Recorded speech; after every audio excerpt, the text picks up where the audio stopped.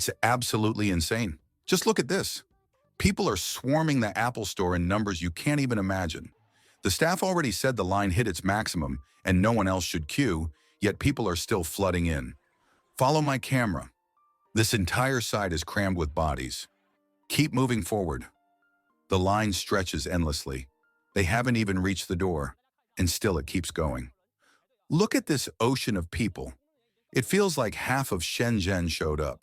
And yes, they're all here for iPhones.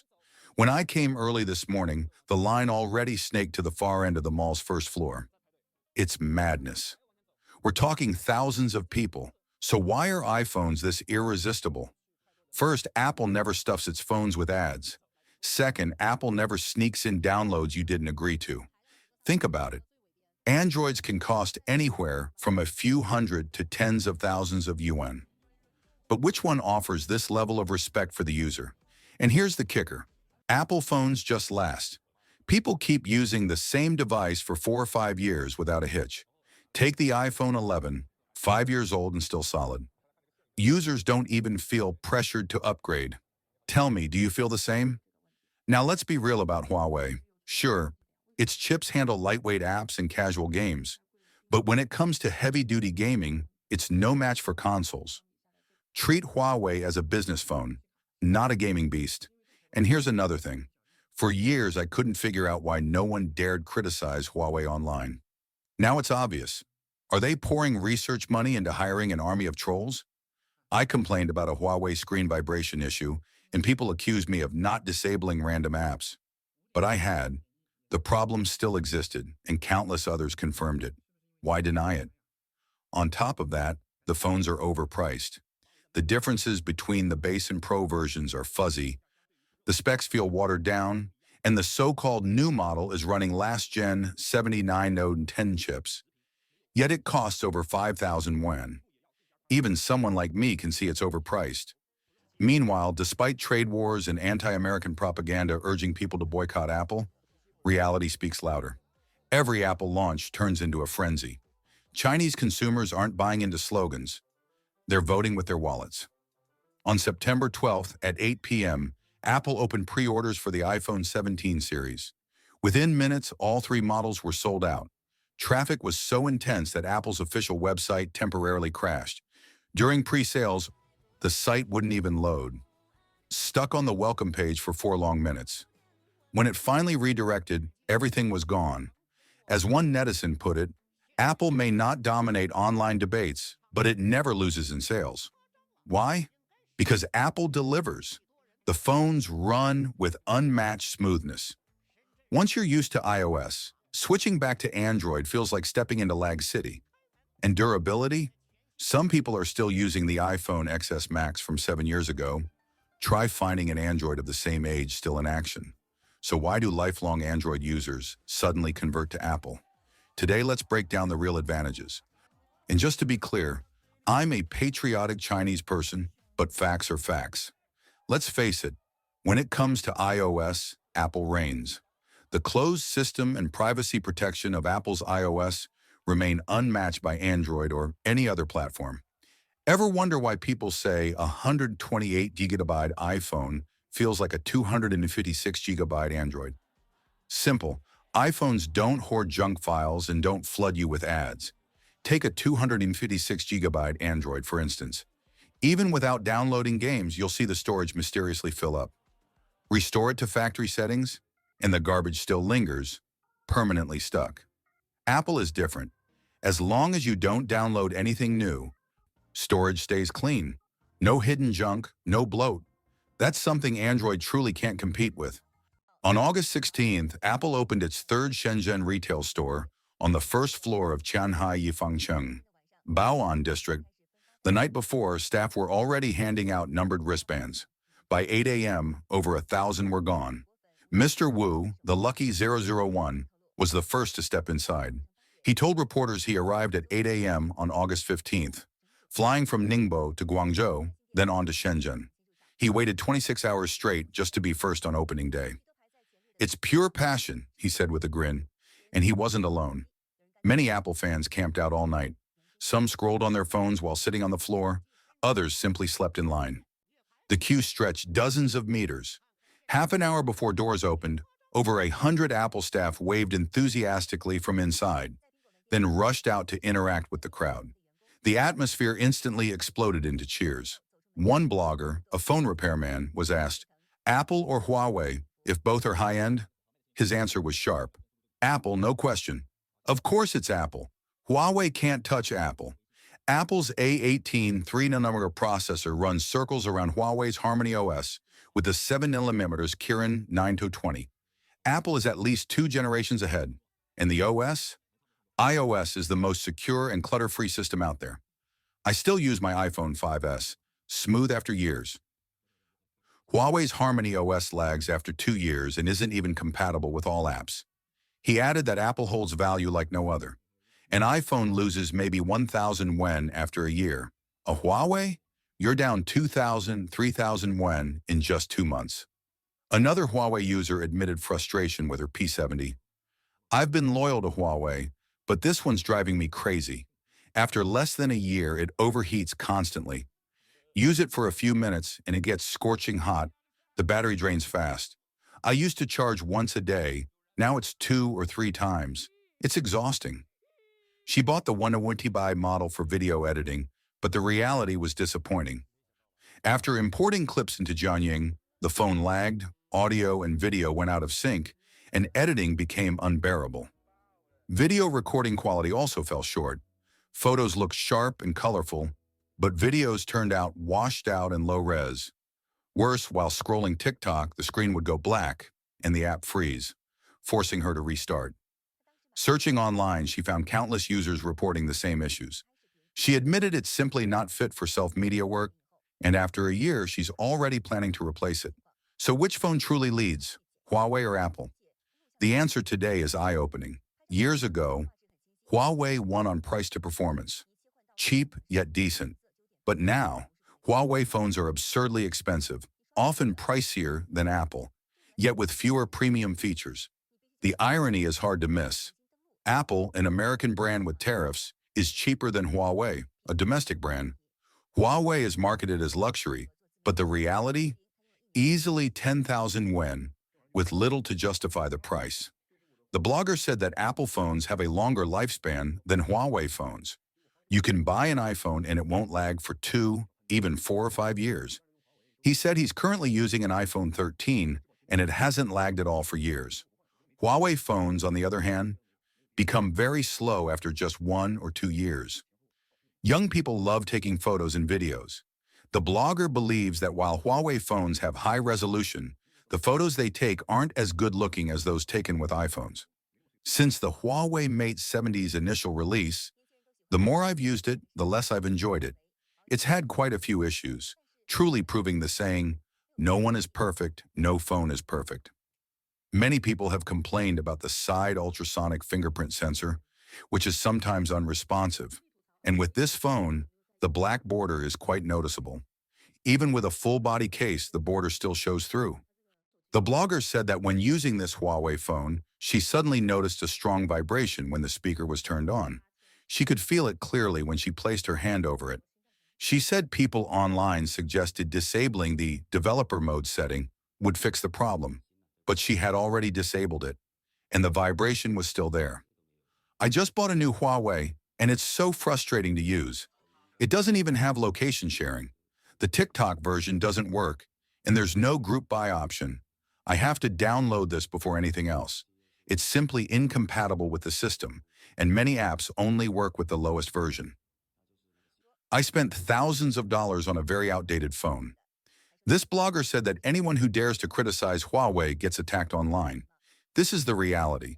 Those who point out problems with Huawei phones are people who have actually owned and used them, sharing their personal experiences. Doesn't that count as supporting domestic products? Doesn't that count as fair criticism rather than bashing Huawei? Pointing out a phone's shortcomings and expressing genuine user experiences is meant to encourage improvement, development, and a better user experience. But now, anyone who dares to speak up gets criticized online and accused of deliberately smearing Huawei. Once you've tried Harmony OS 5.0, you won't want to use it anymore because its software ecosystem is so outdated and many features are incomplete. So if Huawei were to release a mass-market phone with this system and sell it like crazy, but consumers didn't get the software they wanted, of course I'd criticize Huawei. Who else should I criticize? Consumers don't care. I buy a phone to use it.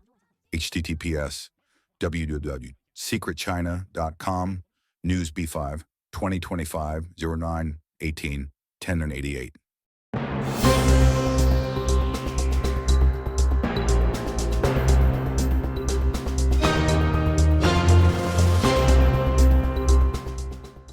Me show you how young Chinese are surviving through extreme saving. One man who moved to Guangdong in 2005 says he never eats out. At 11:35 a.m., he went to the supermarket and spent just 7.5 yuan on tofu and pork to make cabbage stew. Every day after work, I cook at home, he says. When colleagues invite me to dinner, I refuse, because 100 yuan at a restaurant could instead buy me 3 jin of pork, 30 eggs, 10 jin of rice, and a bucket of oil. Enough food for 2 weeks. As China's economy slumps, the real estate market crashes, and youth unemployment stays painfully high, consumer confidence has collapsed. In response, a wave of revenge saving is sweeping across the country. On social media, hashtags like Saving Campaign, Saving Check-in, and Gold Bean Saving are going viral. One blogger, born in the 1990s, shows how she and her husband survive on extreme frugality. Spotting a watermelon on sale, she buys only half. The flesh becomes dessert, while the rind is stir-fried into a spicy dish for dinner. We never ordered takeout, she says. A home-cooked meal for a few yuan lasts days, while fast food costs more than 10 yuan for just one meal. People say we don't know how to enjoy life. The truth is, making money is so hard now, and life costs money everywhere. We can only save little by little. She skips milk, tea, and coffee, drinking plain water instead. Why waste money on sugar and caffeine when a cup costs over 10 yuan? She asks. Cooking at home is healthier and safer, and it saves money. Earning only 3,000 yuan a month, she manages to save 18,000 yuan a year through strict discipline. Her secret?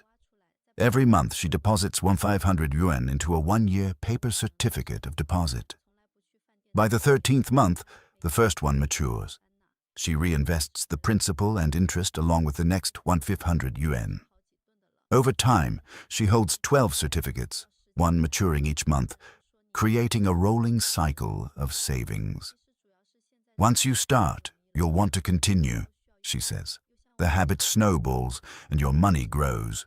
But if you live paycheck to paycheck, 10 years will pass and you'll have nothing. Now, this frugal couple with 3 children owns a car, a house, and steady savings.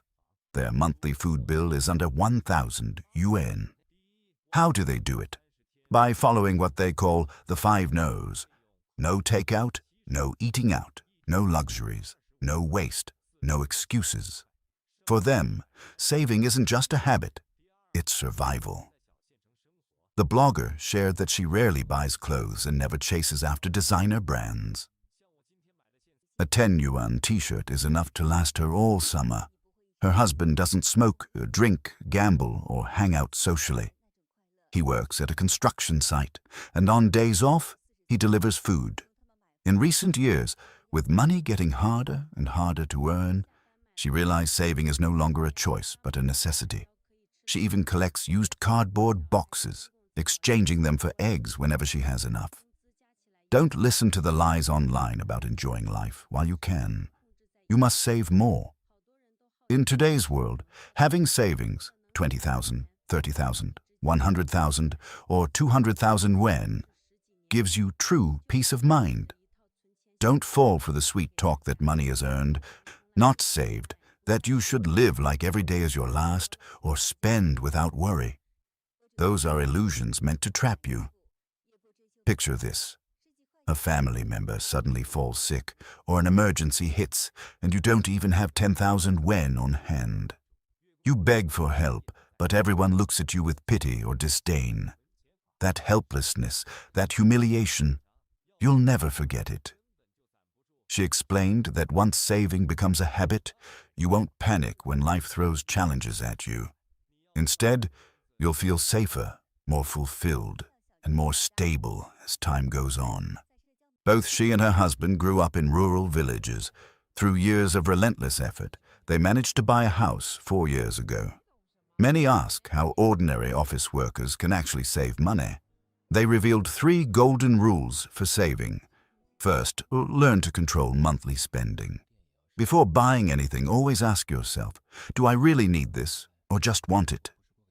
By doing this, they cut 35% of unnecessary expenses last year alone. Mastering your spending limits can save you tens of thousands more than others without even realizing it. Second, never overspend.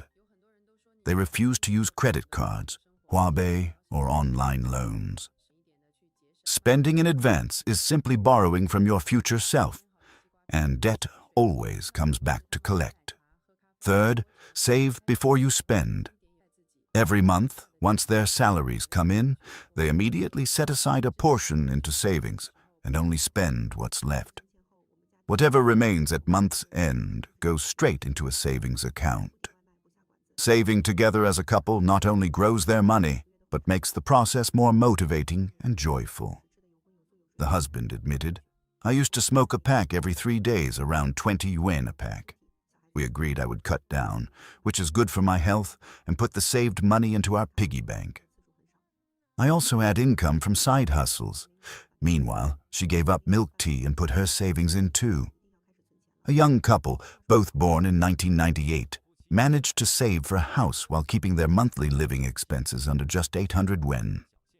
We live in Zhejiang, earn 6,000 yuan a month, and here's how we make it work.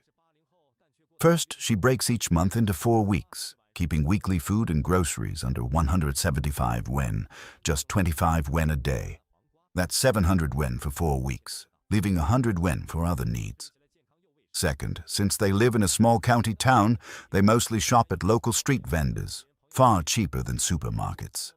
For instance, she bought a big bunch of amaranth for just 3 yuan, enough to cook a large stir-fry. Third, her husband sometimes visits wholesale markets to buy staples like rice and oil. A 50 yuan bag of rice lasts them a month and a half, just 1.2 yuan a day. Most of the meat in their fridge comes from their hometown, costing them nothing.